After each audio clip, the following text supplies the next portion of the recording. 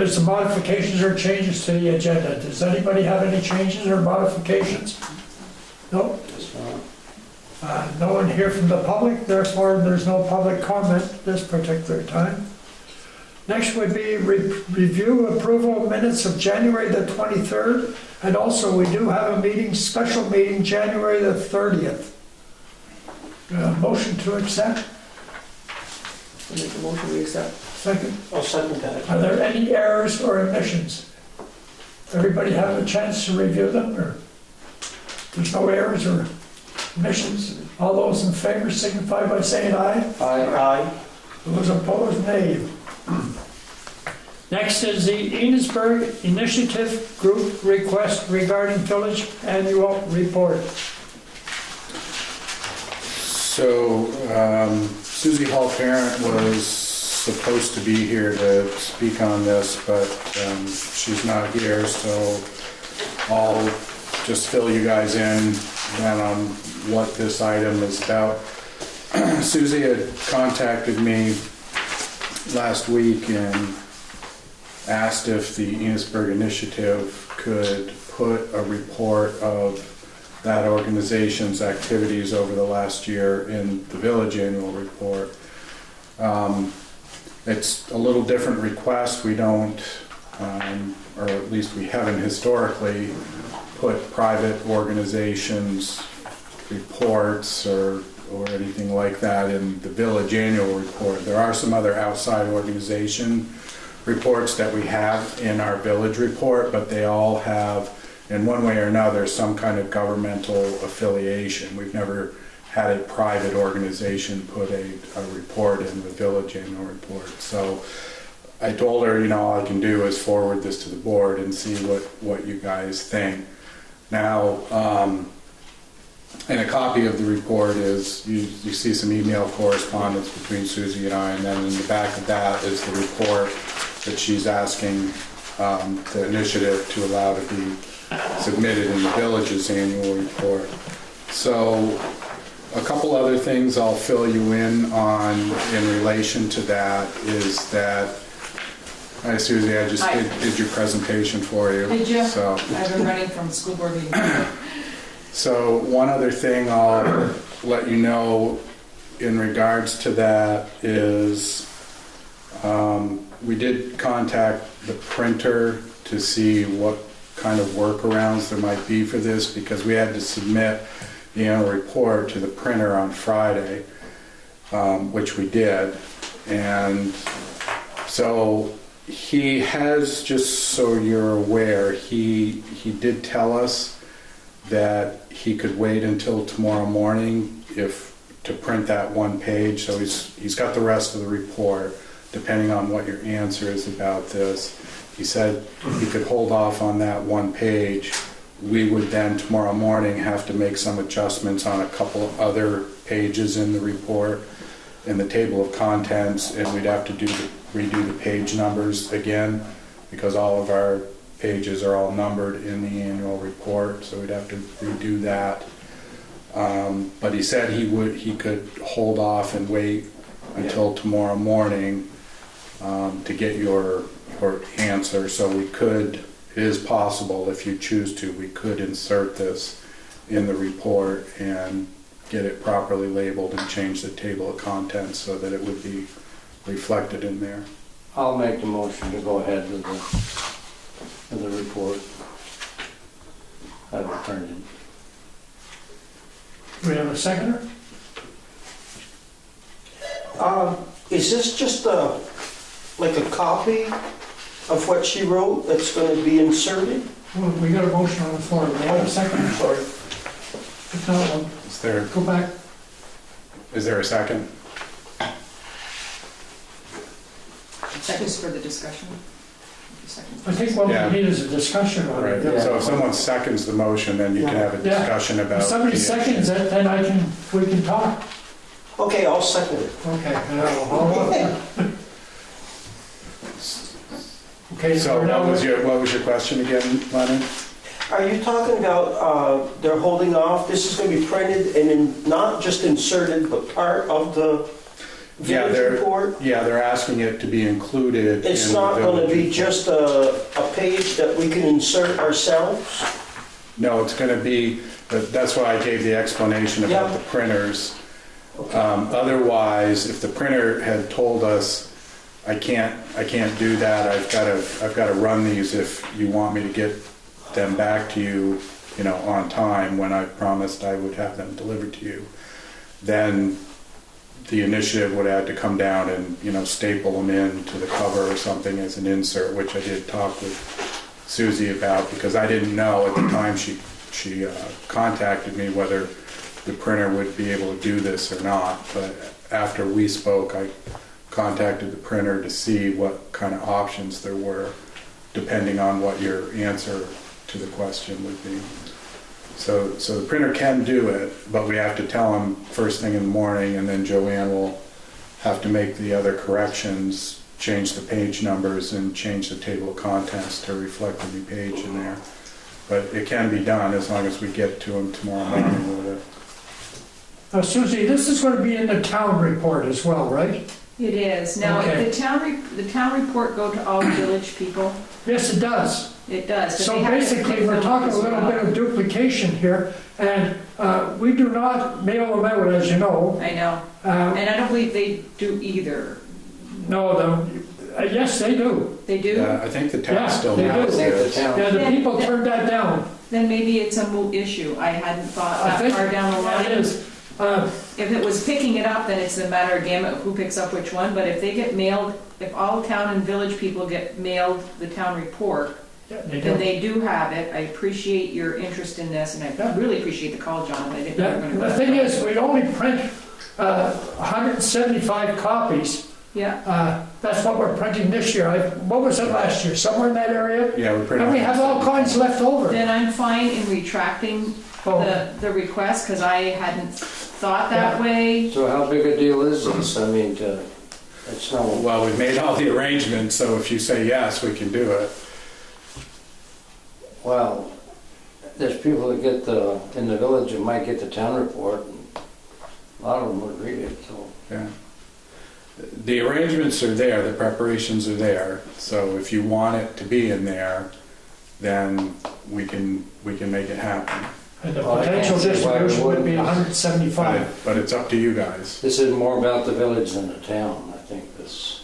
Well, you're Yeah, both party to that grant, No, so I you put some understand. money in, so I think it would be Yeah, the appropriate. only reason I'm bringing it to you is because, as I said, historically, the village report has not had private organizations Yep. have a report in there. We do have other outside organizations with reports in our annual report, but they all have governmental affiliations. It's, the state troopers, the sheriff's department, the Northwest Regional Planning Commission, those are all government affiliated organizations. So we've never had a private organization put something in our annual report before. And that's why I told Susie, I think it really needs to come to you guys to decide whether you want that Well, included it's or not. private, but it's about our community, and I Yeah. think it should be in the village report. Well, I make the motion that we do.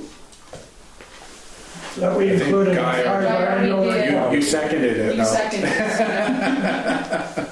Guy made it and you seconded it, so now you've had your discussion, so Right. now you vote. So now if you're done Now- discussion, Walter can call a Oh, vote okay, okay. if you're done with your Are discussion. there any further discussions on this subject, or, no? If not, then all those in favor of having it included in our annual report, indicate by saying aye. Aye. Those opposed, nay. Motion is carried. Thank you, everybody. Thank you, Guy, for thank you. Appreciate it. And Jonathan, I appreciate the extra effort. I didn't know you were going to go that Sure. far down the line. Well, I was just going to come down and stick them in the book. yeah, no, and that's a lot of work, and, it would just look better. If the answer was yes, it would just look better if it was really in there. Yeah. So I made the call just to see what the options were. Well, that's good, that Yeah. they're willing to do it. Yeah, So luckily. I won't be here for the meeting. I'm going to hopefully be in sunny Florida. Okay, So the discussion I had this morning, well, someone else will hopefully have that from the floor. I had mentioned to Jonathan, I don't know if I should mention it here or not. well, if you are talking with someone about doing it, I guess you can mention it to the board. So Last year I came to you guys and asked if you would pay the electric company for the electric bill for the lights in the park, and that was awesome, and you did that. And then this year we've had more lights. We had all the lights donated from ACE. They paid about $500 worth of lights. We got the school kids to put them up. And so it's been a huge community effort. Shauna had to organize all that labor and whatever.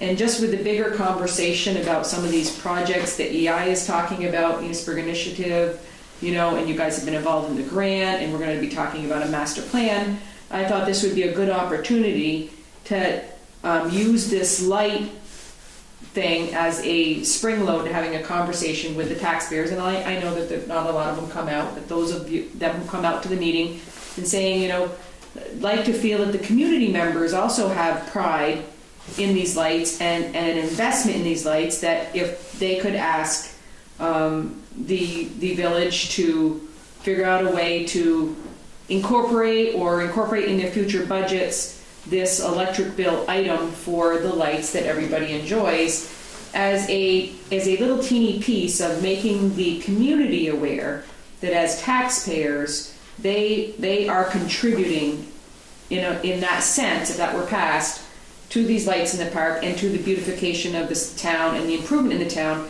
And that would get them to thinking, when we talk about master plan, we talk about improvements, whatever those may be, that at some point it's probably gonna, we're probably gonna be looking to village and town for some infrastructure money for whatever it is that happens. Not everything can happen with grants and donations. At some point there might be some money. And getting the community to think about looking forward, not just stabilizing and staying as we are, but looking forward to improve, because you get the same thing you get if you stay the way you are, and we have to, we have to keep moving forward. We don't want to become a stagnant town or dying town. There was an interesting thing on NPR the other day about New Hampshire, and some of those towns shouldn't even be there. They're looking at them logistically, like, how do these towns survive? There's nothing going on there. What is New Hampshire doing to keep their towns? So I think we're already talking about that, but I just thought this subject of contributing to the lights might be a little bit of eye-opening, that it's not just you guys sitting at this table or the guys sitting at the select board table or the people in the group who are making this happen, that we're asking the community to get involved to make these things happen. And I don't know if I've clouded it even more by that long roundabout the bush explanation, but the park looks good. So. Yeah, it looks good. We've had really good reaction, and so I was going to have that conversation. I'm not going to be there. Hopefully someone will have that conversation. If not, then maybe I'll come and ask. The light bill isn't a big issue. It was more the principle of trying to get community involved. So that may or may not come up on the floor in my absence, is hoping someone can get there. And then the other piece is, I know that you have one seat. I called down today to check. You've got one seat that nobody has petitioned for. You're running for renewal. Billy isn't, and there's nobody running. So a name did come forward. They were talking in the town clerk's office, inquiring about select board seats, and the name is Sam Valancourt. That would be Janie Valancourt's son. He lives in the village, and so he's running a write-in campaign for the unspoken spot. Billy, I was going to mention that to the board a little later, but Billy Joe mentioned that today to me. He originally was applying for the town. Yeah. And of course the town does not have a gap at this moment. Well, they have 10 people that are running, basically. Right. 10. Whereas she said, I never thought of suggesting to him about the village. So I had the same conversation with her this morning, and she said, would you speak to him? And I said, sure.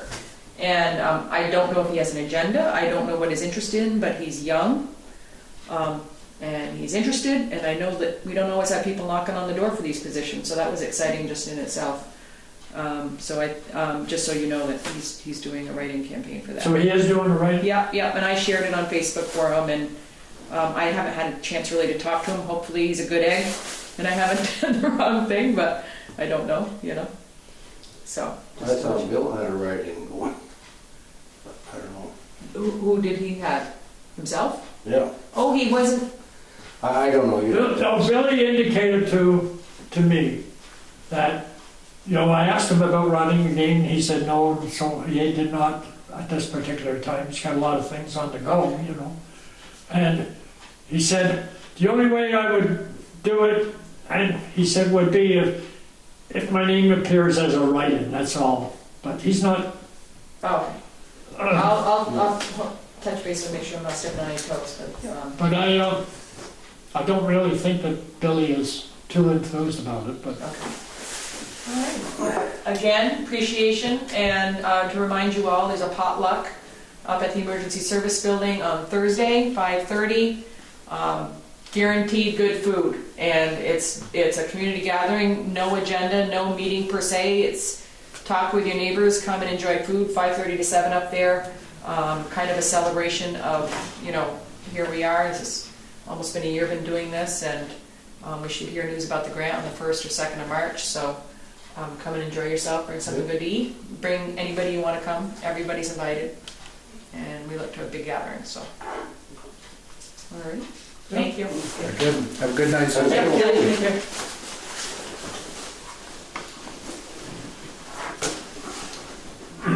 Okay, so you, tomorrow, are gonna have to make those changes. You got a copy of the report, obviously. Right? Okay. actually, I was at Billy Joe's today, and I said, I'm getting a little confused here. I said, I know this is coming up tonight, but I said, that's all covered by the town, really, because they do complete distribution to the village and to the town holders, Yeah. And Billy said, yeah, that's, so, she Yeah. really, So it'll just be in both. yeah, that's no But problem. it's more about the village. But it's true, it is more about the village, but the thing is, we're second on the fiddle anyways, because the town meeting will all have been had, and the report will be in there. So we're covered, really. Yeah. But it's true, it's really, but they're trying to find a new home for Enosburg, really, and put it on the map, I guess. Yes, so. Next item is conflict of interest policy. We're getting pretty serious here. Yeah, so if you guys flip in your packets again, right in back of the material regarding the Enosburg initiative request, you'll see a summary written by Sarah Jarvis, who's an attorney with Vermont League of Cities and Towns, a couple of email correspondences between Sarah Jarvis and myself, and then a model policy written by Vermont League of Cities and Towns regarding conflicts of interest and ethical conduct for local governments in the state of Vermont. So what this all relates to is that this past legislative session, our state legislature passed a new statute, 24 VSA 1984, regarding conflicts of interest in the state of Vermont for public bodies. And there is they've outlined a set of standards and requirements within this statute that all local governments in the state of Vermont are supposed to adopt as a policy, a conflict of interest policy for their municipal bodies. And we still have plenty of time. There's not a hurry with this. Municipalities don't have to have this policy in effect until July 1st of 2019, so there's still plenty of time to discuss this if you would like to.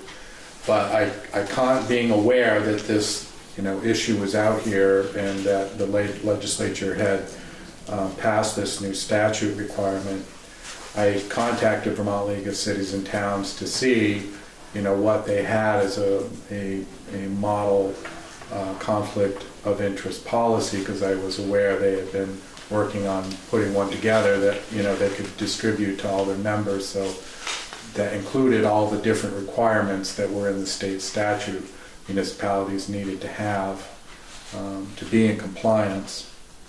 So, as I said, attached to the email correspondences, you'll find a copy of Vermont League of Cities and Towns model conflict of interest policy for local governments in Vermont. It does meet all of the bells and whistles that are required under state statute, and so I'm just putting it before you guys for your consideration.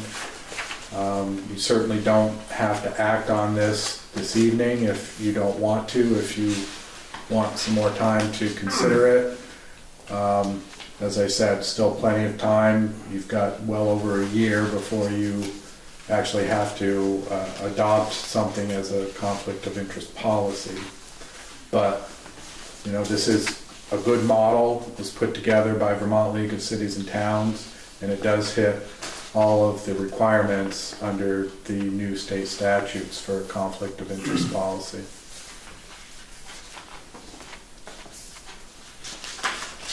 I think there's a lot to absorb there without Yeah. reading it thoroughly. I would suggest that we table this temporarily and bring it up at the next meeting after we've all had an opportunity to review the entire model here. Yeah, I think that's a Does good that idea. sound good, or? Yeah, I think that's what we'll do. Okay, very good. I'll make a note then to, and you want that at your next meeting? Yeah, we should be, yes. Okay, I'll make a Everybody will note. have had a chance to read it all or come up with their questions. Very good.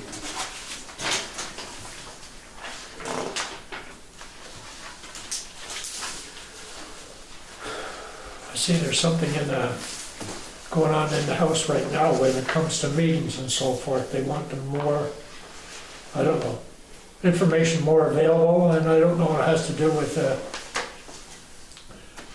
executive session or not, but our member of the House here is part of a movement.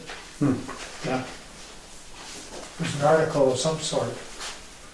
But they're looking for more transparency from your meetings and so forth. We'll find out eventually. Next item is the XQRP report, which is something that we normally handle regularly. Yeah, so this is, again, an agenda item that's required by the Public Utility Commission to be on your agendas quarterly. It's a summary of performance standards for our electric department for the past quarter. And there's nothing big or significant to discuss with you guys on it, but it's in your packets. You know, it's just the first quarter of the year, so, you know, the numbers are all well within the baseline targets that we're trying to hit for each of the categories that were put together by the Department of Public Service. And, you know, at this point, we're under all those baseline numbers, which is good. You want to come in under your baseline numbers, so nothing really to report here, but we're required by the Public Service, or rather Public Utility Commission as it's called now, to have this quarterly on an agenda, so.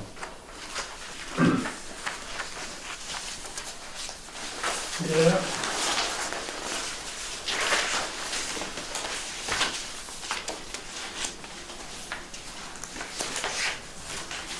Next would be our manager's report. The first item, wanted to just fill you in a little bit on Elm Street Sidewalk Project public meeting at your last board meeting, January 23rd. The board indicated you wish to have a second public meeting for the Elm Street Sidewalk Project engineering work, and to take public comment on this item. So we have scheduled this second public meeting for the engineering work on the project for your next regular meeting, which is February 27th. The engineer for the project, Doug Goulet from Lamoureux Dickinson Engineering, will be there to review the project as he was last time when we had a public hearing on this back in October.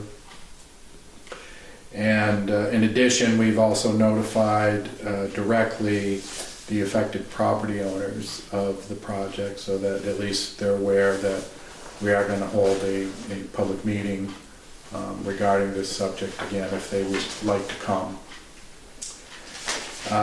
Next, I've got an update for you on some last minute adjustment we needed to make to the 2018 wastewater department budget. So once we had the final budget numbers approved from the board,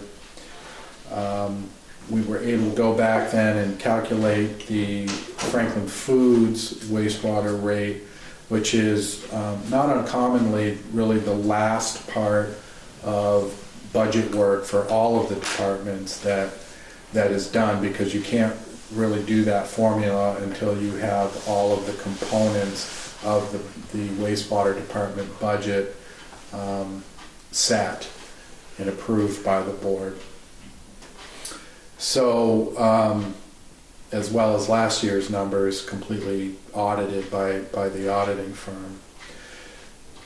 So, as a result of that, the deficit in the wastewater department for 2018's budget has decreased.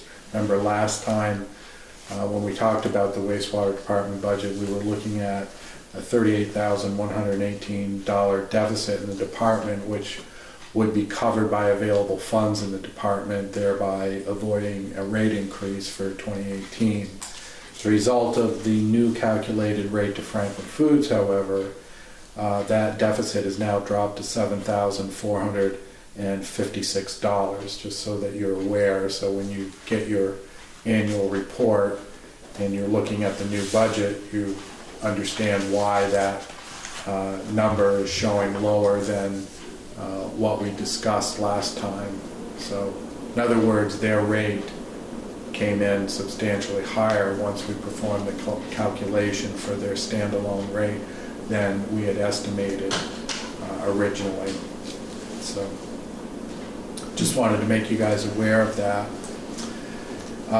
Also, the Senate Agriculture Committee, giving you a little taste of some things going on in the legislature, has discussed a rural economic development bill that includes several electric utility related aspects, including a requirement for in-state purchasing of wood supply for Rygate and a requirement that a certain percentage of the EEC be spent on low-income customers.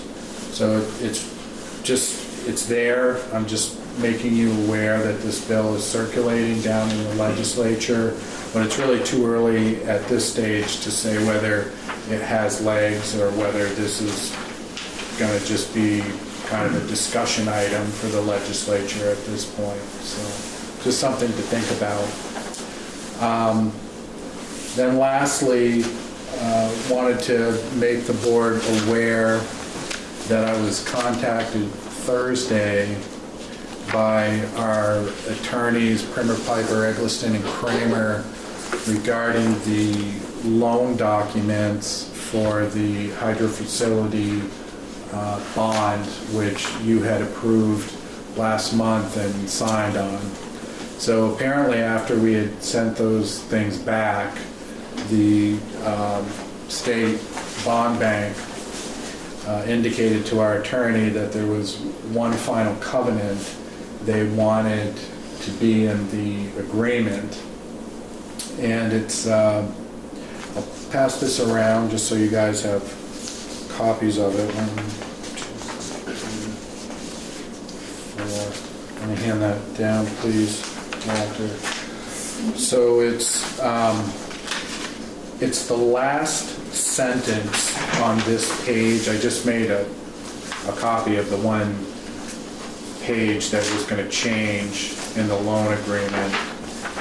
So it's flagged as item 19 on this page, and it says simply, the municipality agrees that it will not purchase and shall not permit any related party to the municipality to purchase any bank bonds. So what this means is that for the duration of the bond or the loan that we have with the state bond bank for the hydro facility project, which is 25 years, in the event that we ever were so flush with money, we were attempting to find places to invest that money, for interest purposes, we would not do so with the state's bank bond, go to the state's bank bonds or any of their affiliates. So and I talked with our attorney a little bit about, why are they asking this, and, why is this coming in so late to the game? We've already taken this to a public vote. The Public Utility Commission has approved it. You guys signed the loan agreements last month, and, now they're asking this requirement. And his response was that apparently there have been some changes in federal law regarding stipulations on how state bond banks can and should operate, and they're carrying a little bit heavier load now as opposed to the federal government in some of the requirements. And because of that, they want assurance that we aren't going to undermine their efforts or their security, and also make sure they need to be able to make sure to the federal government that the projects they are funding through municipalities really deserve to have tax exempt status, and therefore we're not attempting to make money off from the investments in the Vermont Bond Bank. And so that's what that sentence means, and that's why they're asking us to insert that requirement into the loan agreements. So after talking with our attorney about this a little bit, his recommendation is to go ahead and to sign it. He feels it's really, there's a little bit of a risk there, but it's very remote. After thinking about it long and hard and talking with him about it, I had to agree it was difficult to imagine the scenario where this would really become an issue for the village. And we're not exactly, swarming over with money in any of our departments. Good problem to have. Right, exactly, to the point that we're going out and trying to find places to invest our money so we can make more money. And you shouldn't be like that anyway, really, as a municipality. Any funds that you are taking in, either through property taxes or enterprise funds, meaning the utilities that you have for services. So in our case, that's electric, water, and wastewater. You should be turning those monies back into the department of origin, wherever they came from, and reinvesting back in your community and in your own infrastructure again. You shouldn't be having, hordes of money just sitting in a bank account, so much so that you're trying to find ways to invest it some way. Something's wrong if that's happening and you're not turning that back into the community again. So I was concerned about rates increasing, and I think probably this could have something to do. yeah, exactly. For example, if we had $500,000 sitting in our general fund account doing nothing, what we should be doing then is trying to take that money and offset it against, the expenditures that we're seeing on a year-to-year basis, and thereby decrease the tax rate in the community if we have nothing else in the general fund that we could be investing in. You can always bring down your tax rate if nothing else. We're not in that situation at all. I wish we were. That would be a great situation to be in. It was hard for me to disagree with him that it's a bit of a stretch to try and imagine the scenario where, we would be in that kind of a position. Not saying it isn't possible. I mean, anything is possible, and who knows what the world will look like 15, 20 years from now, but it's difficult to imagine that scenario. So I feel comfortable in saying it's okay to allow the bond bank to insert that sentence in there, and so now you understand what that sentence actually means. And if you have any other questions, because I'm not an attorney, but I'll try and answer them. Anybody Otherwise, any questions on that? No, Addition? I don't. okay. I So, have, so you guys are okay if our attorney inserts that? Because what he'll do then, because you guys have already signed the loan agreement, he will then just take that page out, insert that section 19, which is just one sentence, and then replace just that one page in the loan agreement and submit it to the bond bank. Whatever it takes. Okay. All right, very good. yeah. The 10 and 30-year treasurers have increased by 0.5 percentage point just recently in the past couple of weeks. This back, John. Sure. And that's it for manager's report. Is there anything other on other business? Leonard, do you have anything on other business? Alan? No? Well, if there's no other business, then I guess we can move into executive session. I'll entertain a motion to go into executive session. I'll make a motion to go in executive session. Second? I'll second that. Now in motion. Now in executive session.